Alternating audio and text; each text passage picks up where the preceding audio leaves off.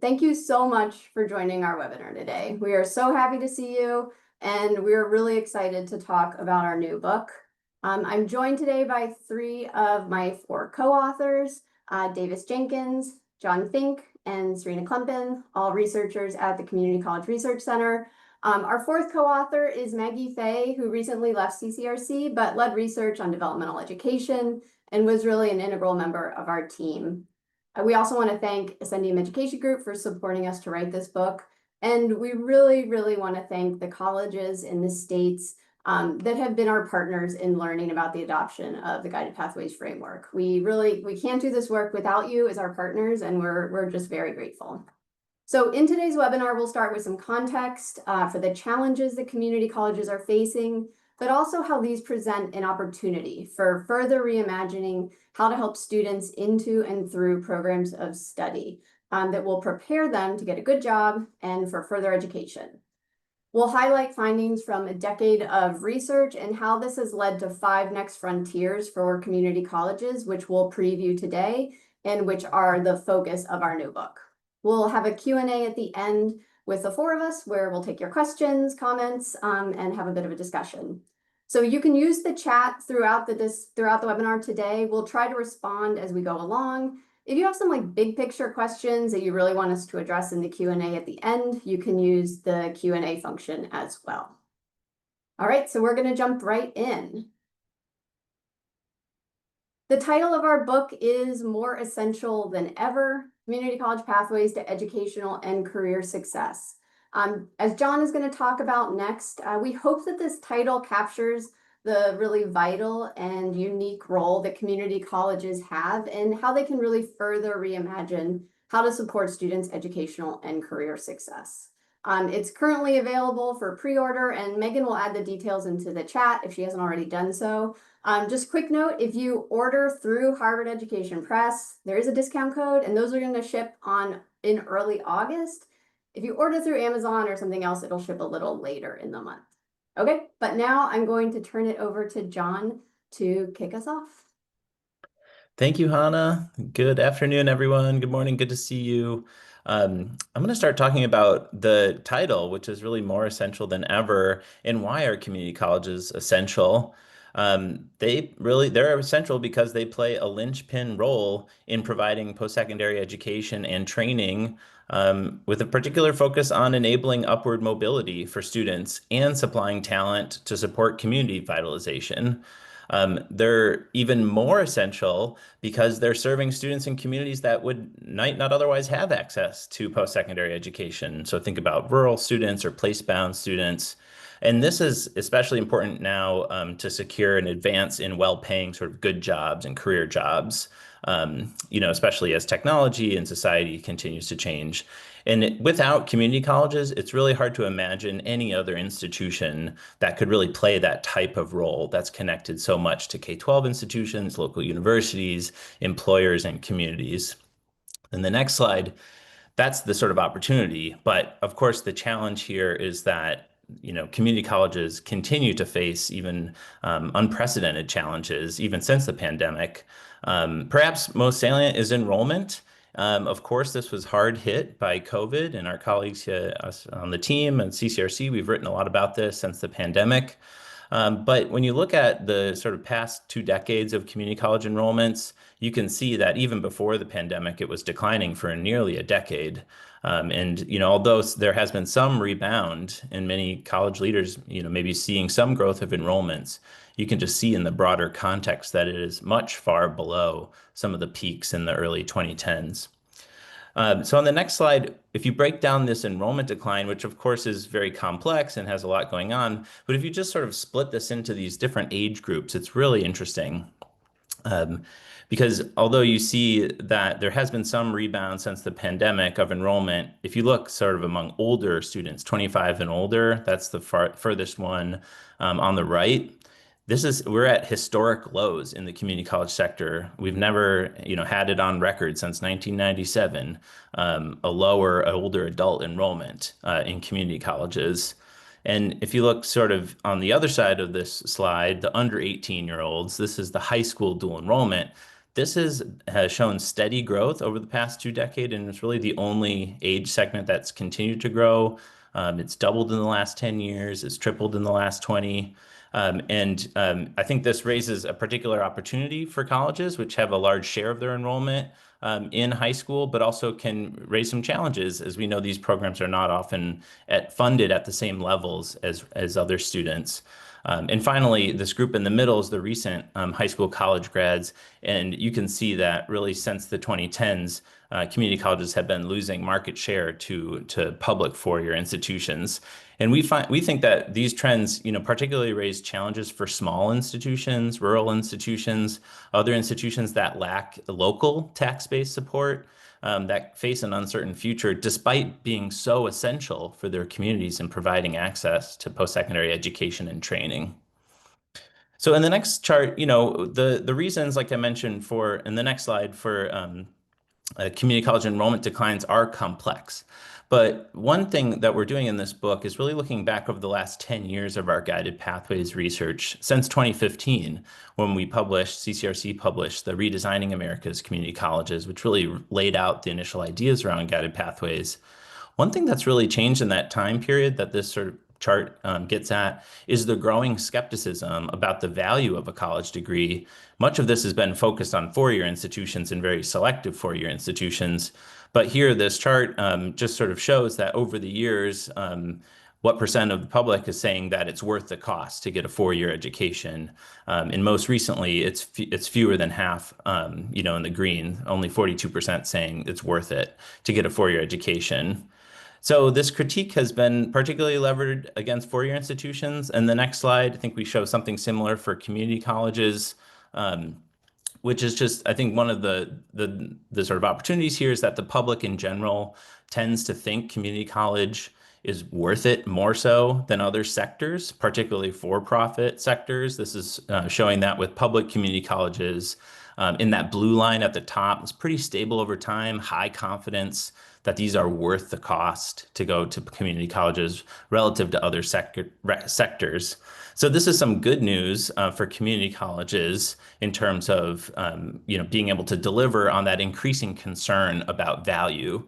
But in the next slide, one thing that's important to point out in the community college context, drawing from a recent report from Strada, is just that the students who report saying that the community college experience was the most valuable were the ones who were achieving their goals.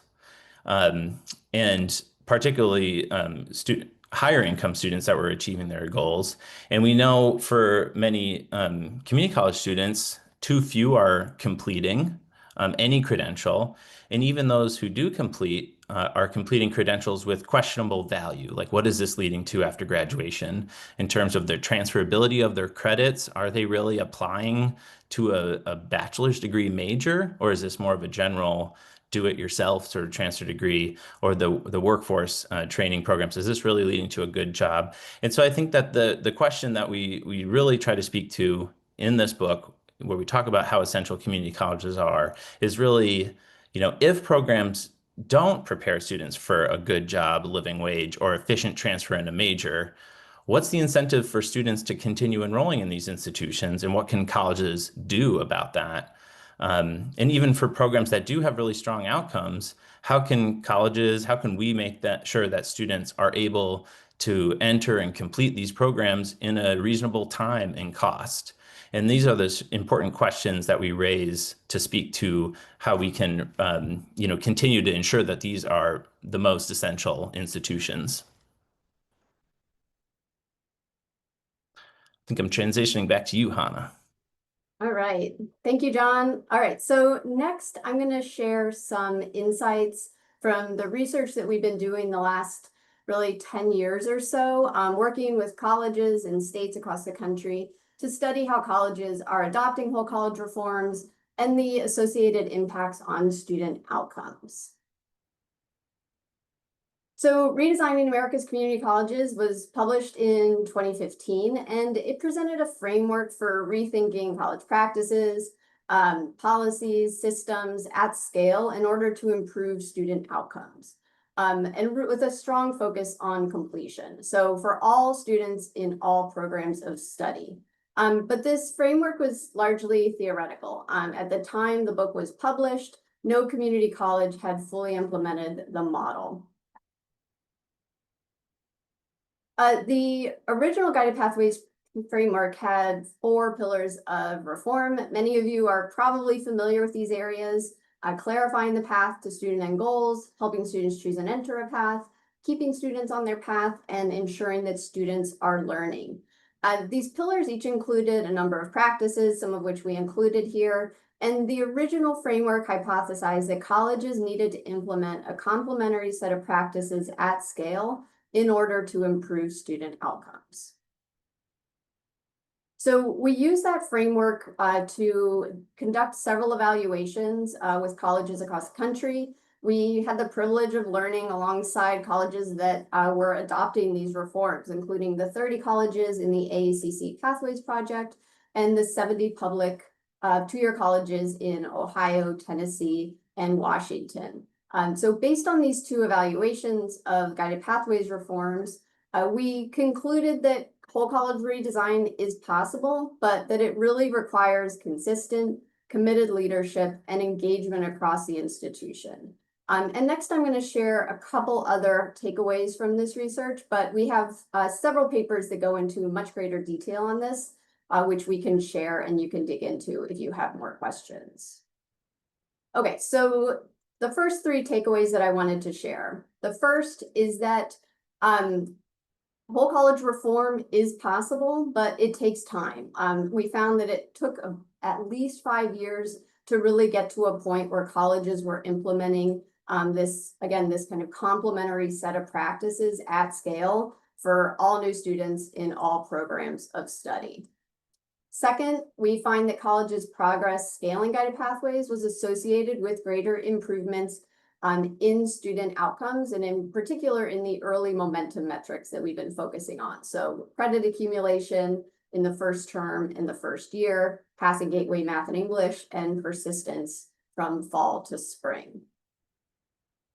Third, we found positive outcomes in early momentum. We found that positive outcomes in early momentum was associated with the scaled adoption of a complementary set of practices across multiple pathways areas. So what this means is that it wasn't enough to adopt a set of practices within one of the pillars or even in 2 of the pillars. Colleges really needed to adopt these practices across multiple pathways areas or pillars. Couple more takeaways from our research.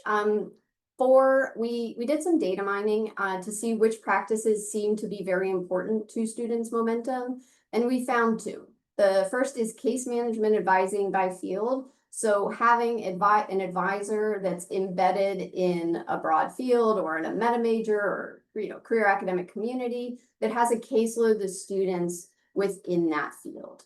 And the second was scheduling based on educational plans. Now, the second one, scheduling, that really had not been adopted by many practices at scale. We acknowledge this is very hard to do, but it is moving towards a model where schedules are not rolled over every year, but they're really based on the courses that are in students' educational plans, so that we can ensure that students could take the courses they need in the terms and on the days and times that they need to take them.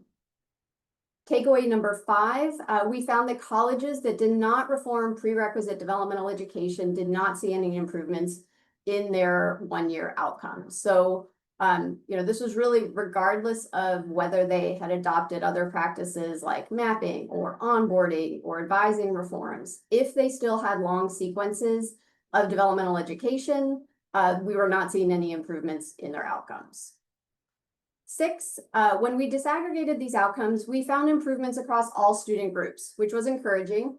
But kind of the setting the stage for the next phase of the work is that we didn't find any closing of the gaps between the groups. So when we disaggregate by race, for example, which we highlight in our report, we find that the trend lines sort of move in parallel over time. And while there's improvements for all groups, the gaps between the groups stayed pretty consistent over time. And then finally, one of the evaluations we did worked with 3 states and all the colleges in those states. And between that and the other work that we've done in several other states, including places like Michigan and California, and others, we found that state agencies, associations, and success centers really play a critical role in catalyzing these reforms and helping to spread the reforms to all the colleges in the state, and supporting the scale and sustainability of these reforms. We know that sustaining this type of work is really hard, especially when there's leadership changes or other challenges. We all had the big COVID challenge, but the states that really provided the support were able to help carry the colleges through some of this work and provide that sustainable support over time. This was the original Guided Pathways Theories of Change, where we had the 4 pillars, and what these arrows show is how they kind of connect to the different phases of the student experience. And through field research and site visits that we did with about 50 colleges across the country that were implementing these reforms, we found that most of the early work on Guided Pathways really focused on helping students navigate into and through programs to completion. And this makes a lot of sense because the model in redesigning was intended to address the main challenge that community colleges were facing at that time. So remember, this was around 2015, and that was low completion rates. Since 2015 and since redesigning was published, the field has really shifted from this focus on completion to focusing on completion of credentials of value. So through our research, CCRC has been able to see how colleges that are implementing guided pathways responded to some of these pressures to ensure not only that students complete, but they're also prepared for success after graduation. So preparing students for this post-completion success.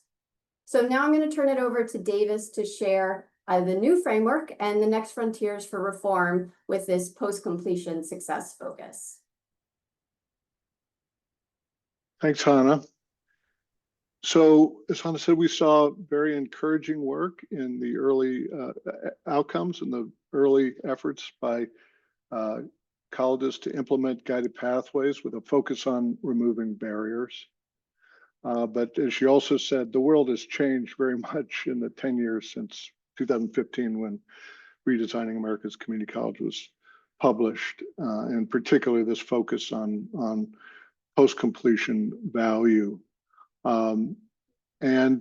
So the thesis of our book is that while removing barriers to completion is important, and I see there's a question which we can address on developmental education in our discussion later, removing barriers is important and colleges to completion is important, but in this new environment to achieve better and more equitable outcomes, and recruit and retain more students in a fiercely competitive marketplace, community colleges are going to need to make concerted efforts to strengthen pathways to post-completion success in employment and further education, and thus ensure that students' investment of time, money, and effort pays off. And the book presents 5 strategies and actions that colleges can take in 5 frontier areas for further innovation that we already saw many of these early adopters of guided pathways move to as they're responding to this. These 5 strategies build off the original 4 pillars of guided pathways, the completion focus model presented in redesigning, but they reflect this new imperative to deliver value for students, communities, and taxpayers. And the 5 are: work with employers and 4-year institutions to ensure all programs enable students to get living wage jobs or transfer seamlessly with no excess credits in students' major field of interest. Ensure that the teaching and learning programs that's provided through programs enable students to develop the kinds of skills and technological know-how that they'll need to thrive in a fast-changing workplace and upper division coursework.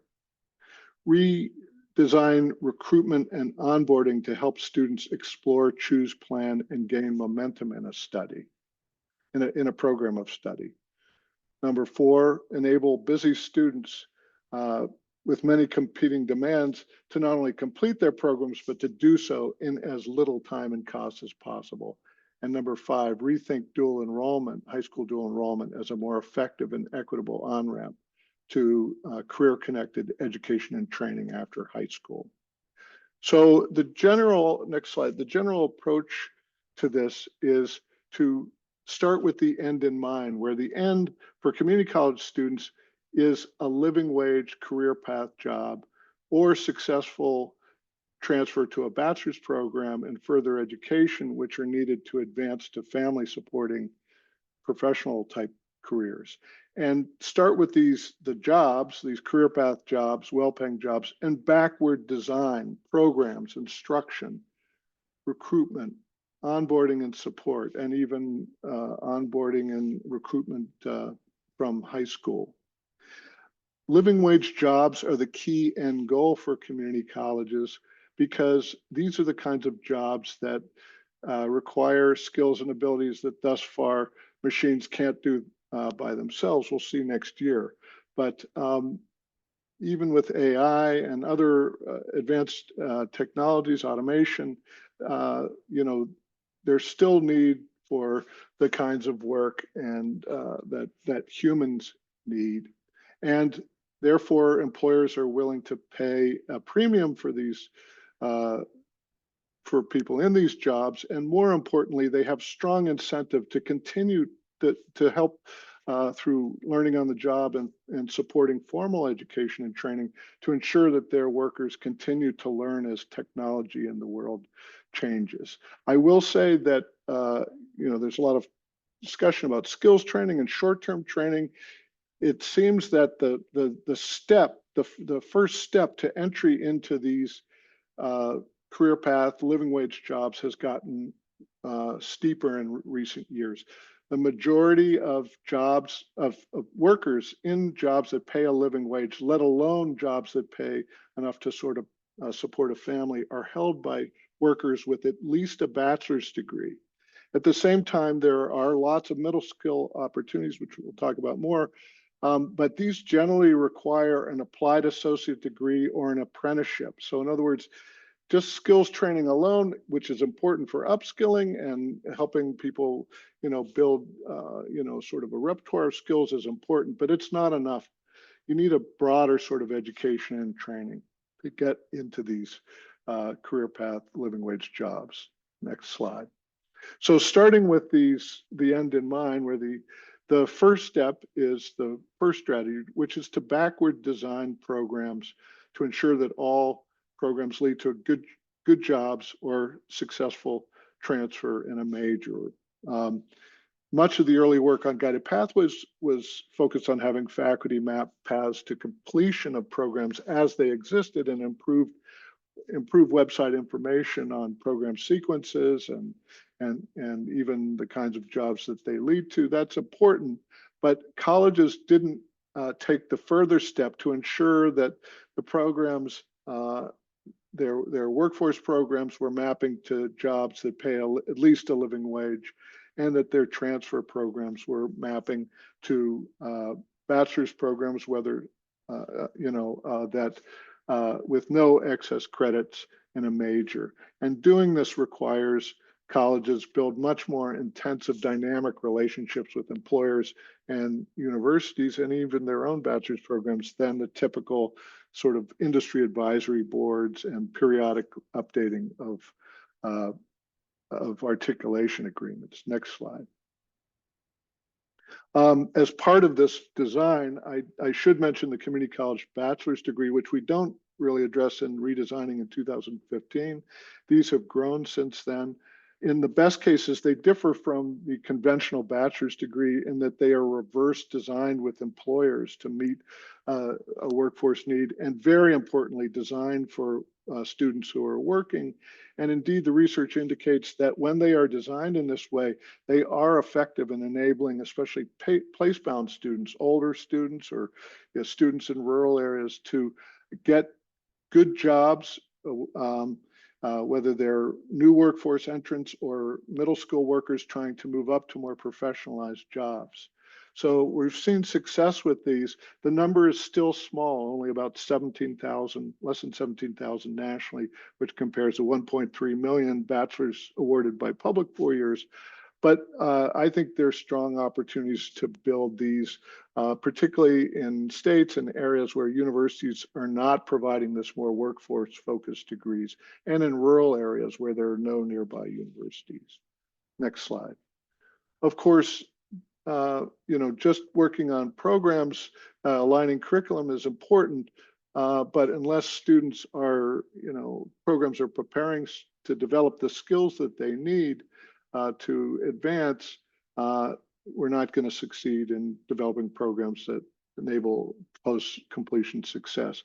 Of the 4 guided pathways pillars, the one on ensuring students are learning across programs unfortunately received the least systematic attention. Most of the work was in teaching and learning and guided pathways work was to focus on helping students become, quote, college ready through multiple measures assessment, co-requisite support in math and composition. Research that we and others have done have shown that those efforts were successful in increasing the number of students completing college level math and composition, but didn't translate into more success in learning and persistence throughout programs.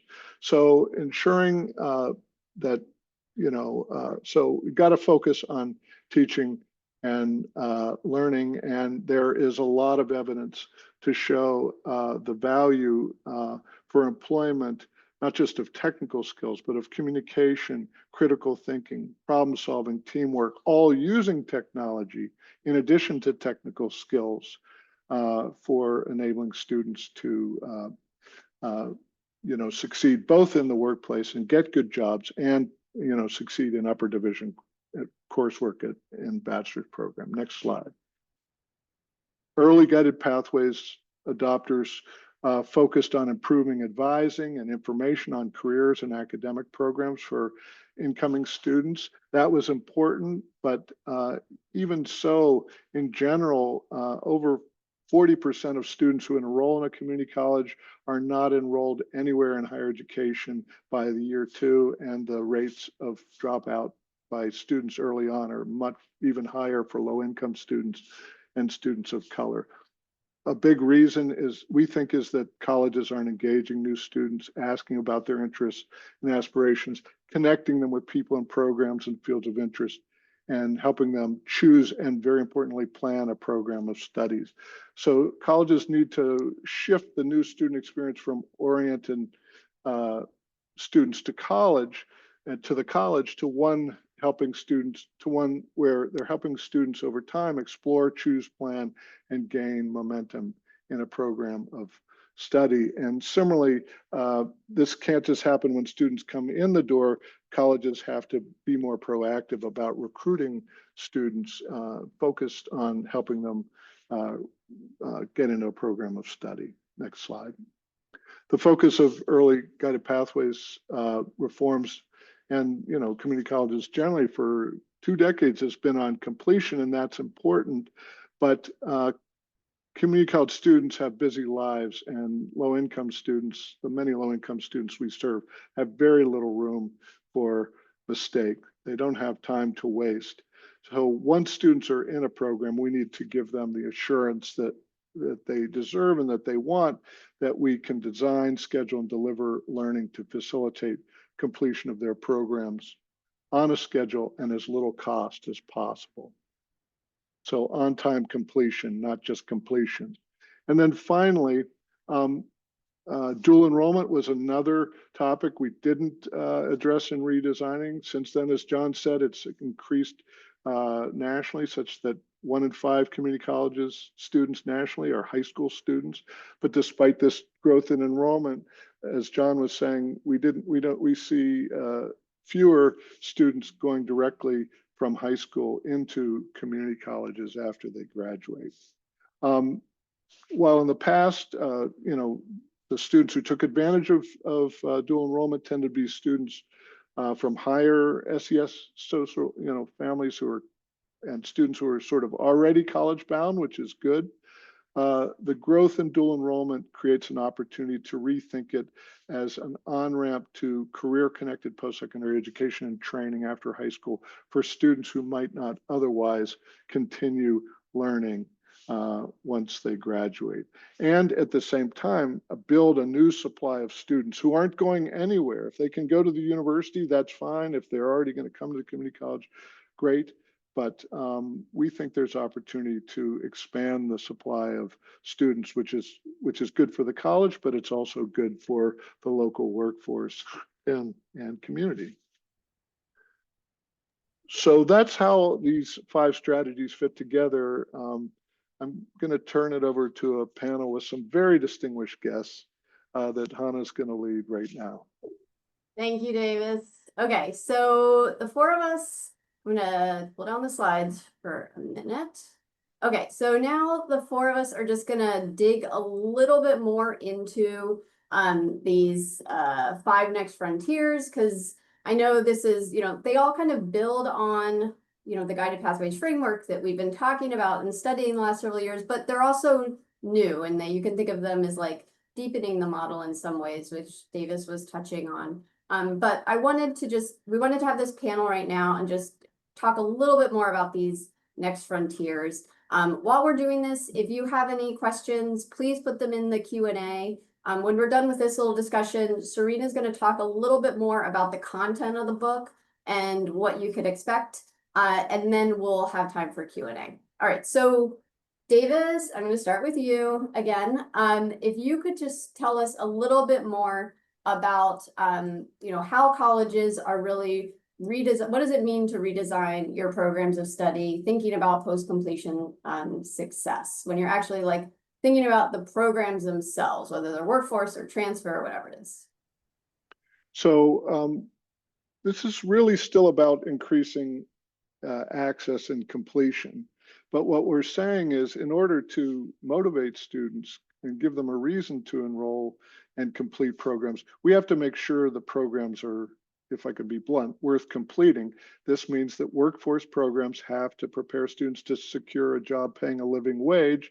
Otherwise, why would they, if they could get a job at $15 job at Walmart, why would they, or Target or whatever, why would they need to come get training at a college? Or transfer to a bachelor's program, whether it's at a university or at the community college's bachelor's program, that enable them to succeed in the program with no excess credits in a major. When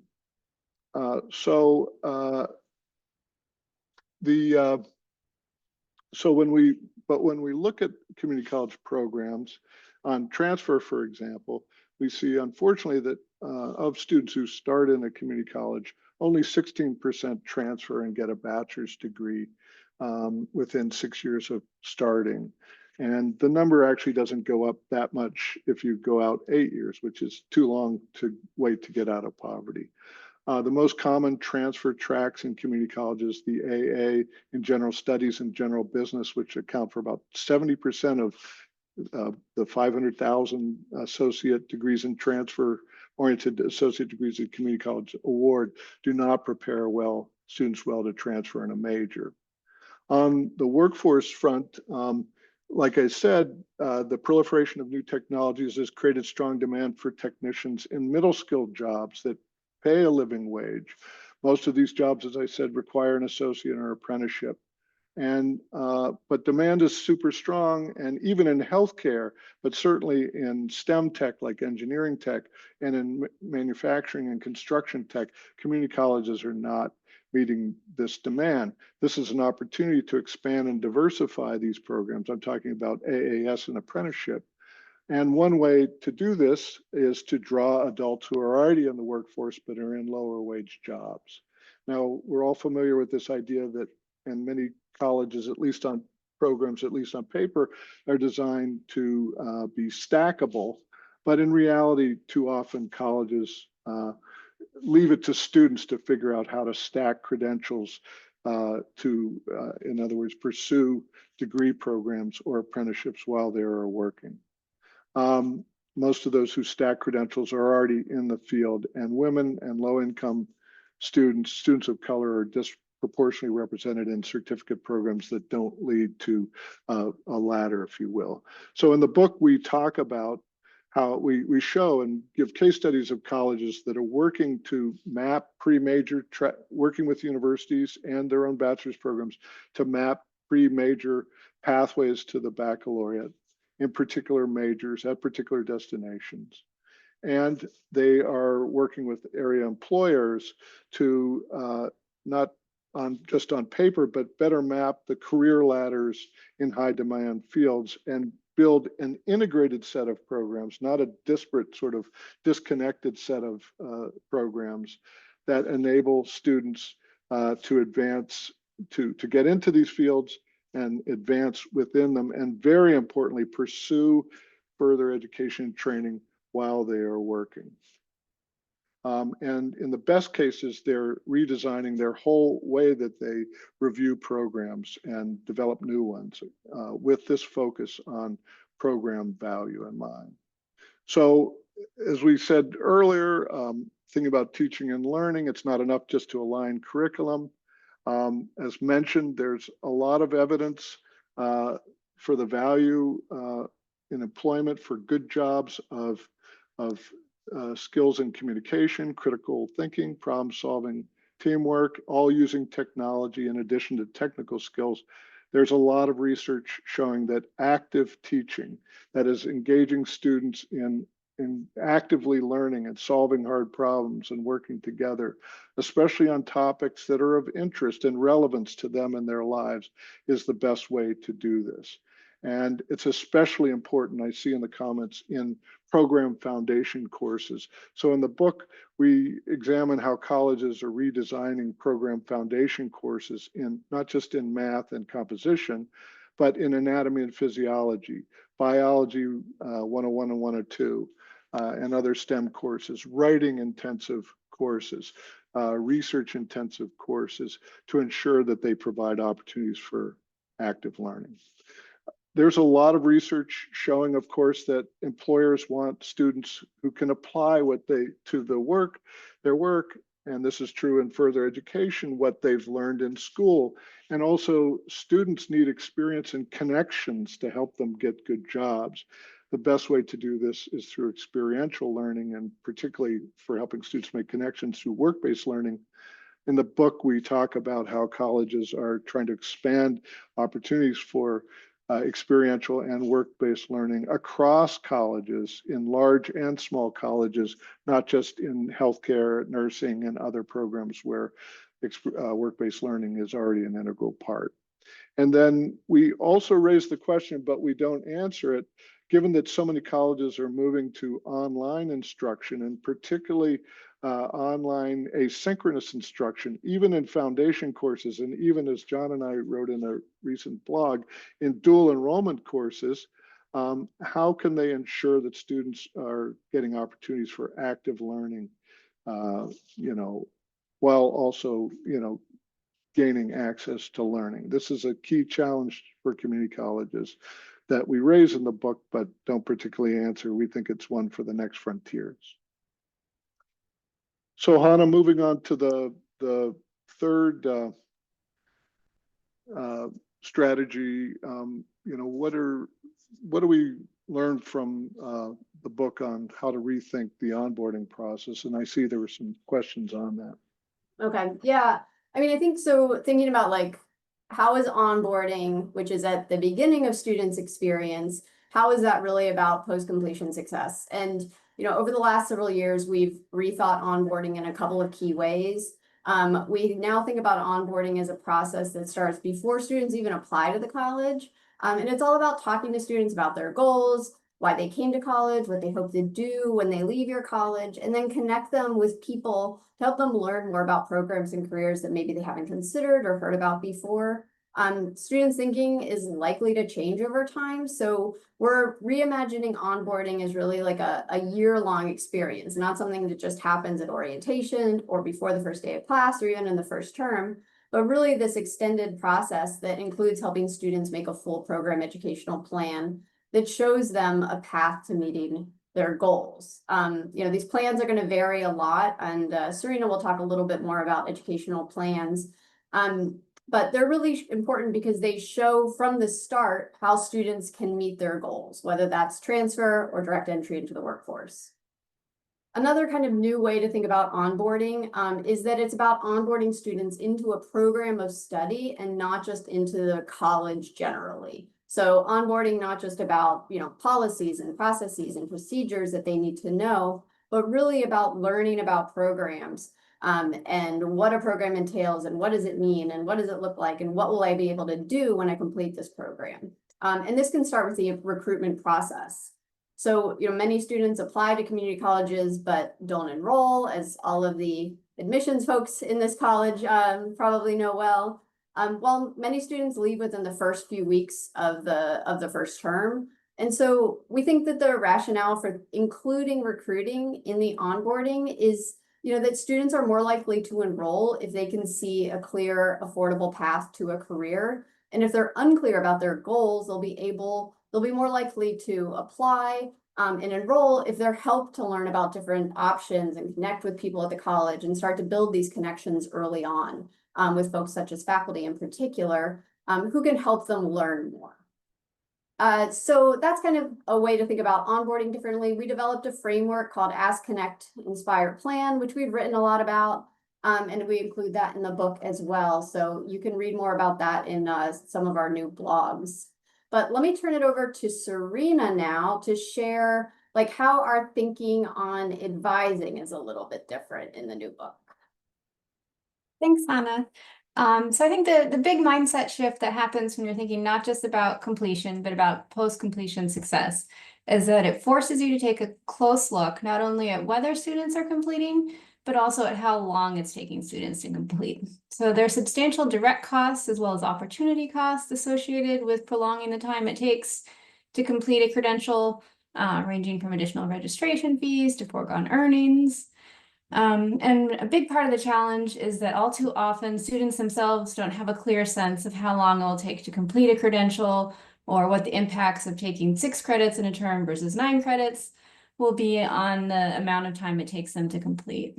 So one of the main arguments of the book is that setting students up for post-completion success involves enabling them to complete on time and on schedule. And by that, we don't mean pushing students to attend full-time. We mean ensuring students are able to follow a schedule that works for them and allows them to complete in a reasonable time frame based on their circumstances.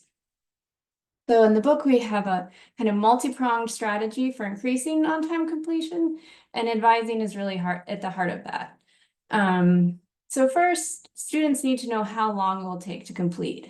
And in order to know that, they need an individualized full program educational plan that lays out all of the courses they will need to complete term by term. And our research and our work with colleges really suggests that one of the most effective ways of ensuring all students have this kind of plan is by using the case management model of advising, in which advisors are assigned by program or meta major, and thus have an in-depth knowledge of their field and their students' educational paths. But just creating the plan isn't enough. It's then critical that students are receiving ongoing progress monitoring to ensure they're staying on their plan, and that advisors are helping students make adjustments as necessary when circumstances change, because we know things will. So, and then finally, just a couple of other things in the book related to this topic. So even with all of the planning and advising, just having that may not be enough if college schedules are structured in a way that is unintentionally making it harder for students to make progress. So conventional schedules are often built for students with no obligations other than attending colleges. Most classes offered on weekdays in the morning and early afternoon. So the book also lays out a variety of different approaches colleges can consider to adopt more student-centered scheduling. These can include shortened academic terms, block scheduling, incentives for summer enrollment. But most importantly, if colleges are using students' educational plans to predict future course demand, students will be much more likely to be able to take the classes they need when they need them. So really a lot of, the educational planning and advising at the heart of these efforts to increase on-time completion for the next frontier. Thanks, Serena. And then last but not least, John, can you just give us a couple more details on the dual enrollment chapter in the book? Yeah, before I was sharing just how much dual enrollment has grown, high school students taking college courses. This is mostly at community colleges across the country. And we're talking about millions of students now, and like a fifth of enrollments nationally, and more than a third at many colleges. So the opportunity is just sort of like in the scale. But the challenges we've researched historically, really since 2015, we've been doing a lot on this as a part of our guided pathways reforms, like learning. Community colleges are implementing guided pathways, and they have a ton of high school students. Many of them were connecting the dots while others weren't. Um, there's some of the challenges that we see the colleges are trying to address for things like people call these programs of privilege, because in many communities they are. Students of color, low-income students, other groups have been underrepresented in the programs. And there are also this kind of phrase around random acts of dual enrollment, that there's just sort of not a lot of intentionality with how these programs are implemented. And now the office of one, like we have a third of the college's enrollments, and it's like one person and a part-time admin assistant. So we've been studying kind of the business models of this as well. But I think the opportunity is that for so many years, the college access work has had a real push focus. Let's push students into college. You should go to college. Do your FAFSA, go. You should just do it. But here with dual enrollment implemented well, where we've studied this at Guided Pathways colleges, is that it's much more of a pull focus. So pull meaning, what are you interested in? How do we connect to students' purpose, their aspirations, their interests that they're having in high school? Many high schools are doing their own CTE programs or have some sort of thematic focus that sound a lot like our college's programs. And what's been really exciting, over the last like 5 or 10 years has just been visiting community colleges that have been working with their high school partners to implement dual enrollment programs as an on-ramp into college, with a particular focus on students who might not otherwise go, which is a large and growing share of the high school population, are not going anywhere. And this is really where we've seen in research, statewide research we've done, students can really benefit from these programs that are going to sort of get excited about college because it's something that feels relevant to what they're interested in, and exciting. And so I think it's the pull opportunity, it's that connection to pathways that can really help leverage at a large scale these high school dual enrollment offerings, which are very widespread. But there's about a third of high school students nationally that haven't taken a dual enrollment course, but are concentrating in a CTE program of study. That sounds a lot like the programs we offer. Just think of the possibility there in terms of expanding access, not just to college credentials, but ones that lead to good jobs for students in that really important trajectory setting time period of your early 20s. That sort of like 10-year span out of high school is so crucial. So that's really, we kind of dive into that pretty deeply in the book. Thank you, John. Okay, so I'm going to turn it over to Serena, and she's going to give you just a little bit more detail about what's in the book. And then we will have a couple minutes at the end for Q&A. I can see that Davis is active in the chat, which is great. So keep the questions coming. But Serena, why don't you tell us a little bit more about the book? So I'll just give you kind of a quick preview of what you can expect. Next slide. So first, we just wanted to underscore that we really hope this book has something for everyone. So it's for colleges and states at all different stages of the redesign process, including those that are completely new to systemic whole college reforms, as well as those that may have started some reforms, got slowed down during COVID, but are looking to really revamp those efforts, and colleges that have already spent years adopting reforms and are looking to take things to the next level. Next slide. And so I think one of the ways that we're hoping to be able to speak to all of these different audiences is that we feature a lot of case studies and examples. So direct examples from colleges of how they're doing this work, and the challenges and successes they've had. And so you'll see here just kind of a sample of some of the key case studies in each chapter, but there are many more throughout. And then in addition to the case studies, one of the other ways we really kind of intentionally designed the book to be useful and actionable is that each chapter ends with some very concrete, what we call taking action steps about how to get started with the frontier described in that chapter. And then we've also developed a discussion guide that has additional questions and prompts if you're interested in developing book clubs or starting discussions at your college for how to apply the material in the book. And then next slide. And then finally, I think some of these have already been mentioned and Megan has put links in the chat, but just here's the list of all of the blogs we've written on the book. And they really give a nice little preview of each of the chapters in the 5 frontiers. So if you're looking for something now more before the book comes out, this will give you a good taste. Thank you, Serena. Okay, so now I see there are a couple questions that I wanted to just kind of bring to the group to answer. I see Davis answered a couple of them already, but I think this is a good one. This person wrote, I'm an advisor to college that is trying to transform to a case management model, but we're not increasing the number of advisors due to budget constraints. So right now they have about a 2,000 students per advisor ratio. And this is leading to burnout. This is a struggle for a lot of colleges. We hear this frequently. But how can we move to, how can a college move to a case management model? How can you do this type of redesign with these challenges? Davis, do you want to start and then maybe Serena jump in?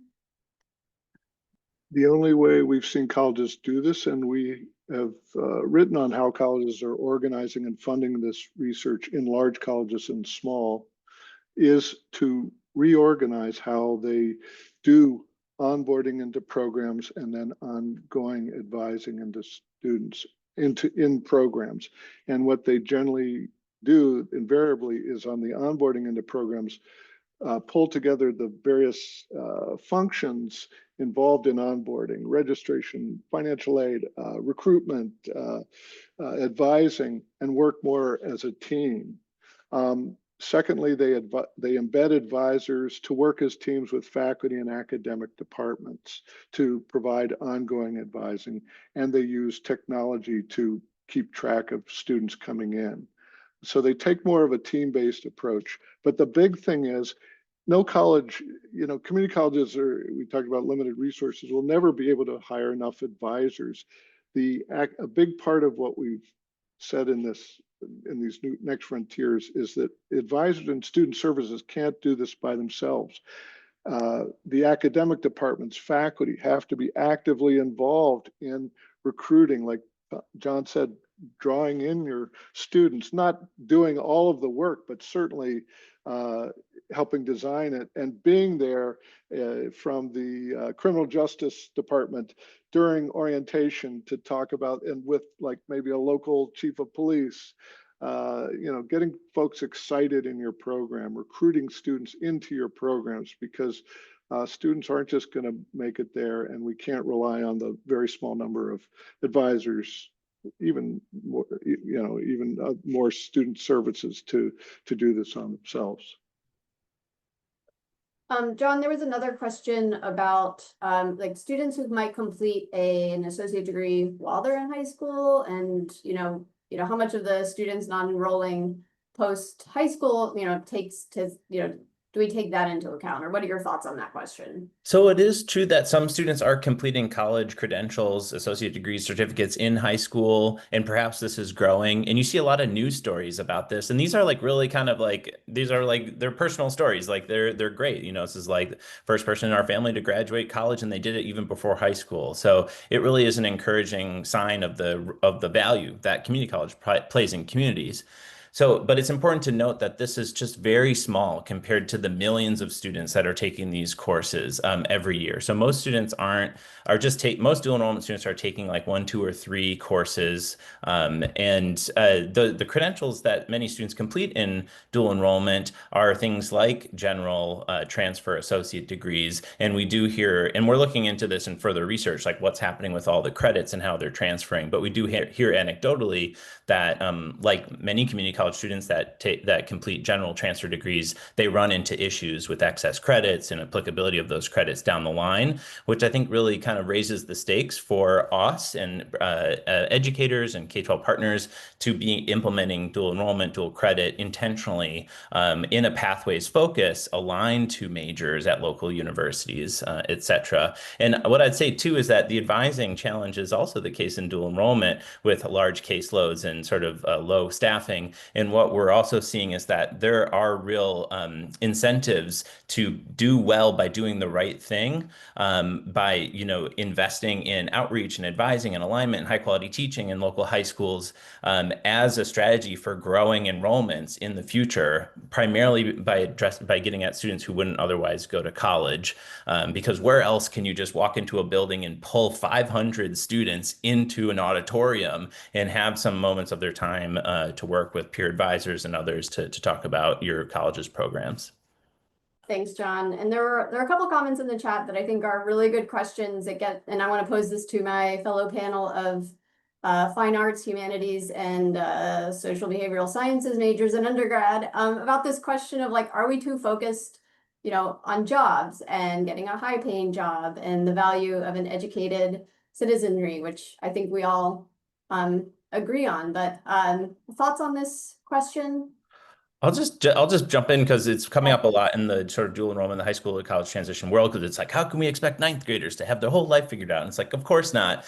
But I think what we're hearing a lot, and we talk to students and educators, that it's really all about connection to purpose and interest, and ultimately engagement. Like, do you want to be there? Are you interested in the topic, or is this like a course you have to get out of the way, which is like the exact opposite of that? And so I think that connecting to career, hands-on, that is an approach in strengthening engagement and connection to purpose for many of those. I'm thinking particularly about younger students, high school students that are exploring, but the messaging too around this is an evolution, and I didn't grow up to be a community college researcher, when I was from a young age. So it is also important.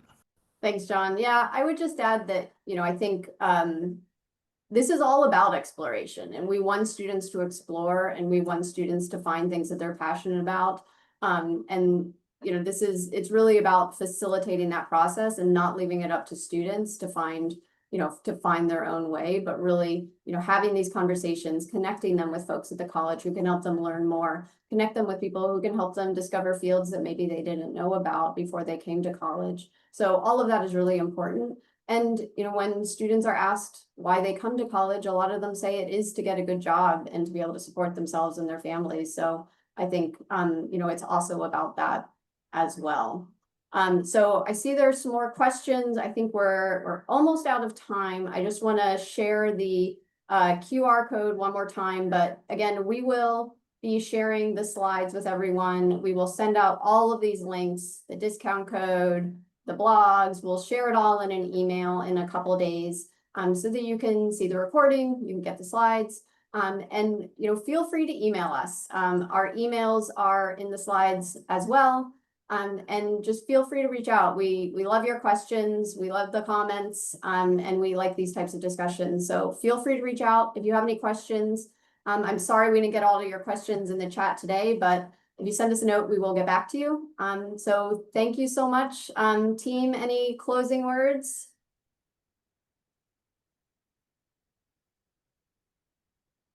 Okay, well, thank you all so much. Thank you.